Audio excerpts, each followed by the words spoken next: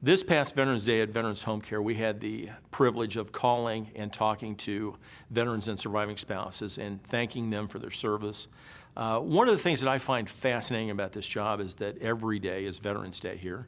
And we have the honor and the privilege every day of thanking veterans and their surviving spouses for their service to our country.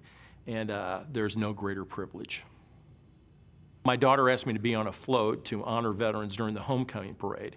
And as we're driving down Main Street, people would yell out to us and say, "Thank you for your service," and I responded by saying, "Thank you." Well, there was a Vietnam veteran right next to me, and he became a little agitated with that, and he said, "Why do you keep saying thank you?" And I said, "Well, it's always been awkward for me," and so I just respond by saying thank you. And he said, have you ever tried saying you're welcome?" And I said, "No." And he said, "Well, why don't you try that?" So the next person yells out, "Thank you for your service," and I said, "You're welcome." And I looked over to him, and approvingly he smiled at me, and he said, "How did that feel?" And I said, "Well, that felt good." So I was telling this story to the state chaplain of the Missouri National Guard, Colonel Gary Gilmore, and he said, "Well, I can top that story."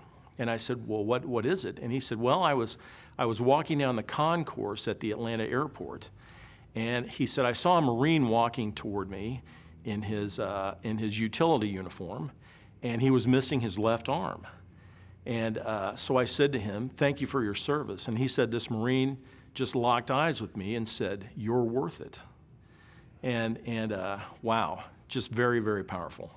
So during the day when we called veterans here at Veterans Home Care on Veterans Day, I would say, "Thank you for your service," and they'd say, "Thank you," and I said, "You're worth it."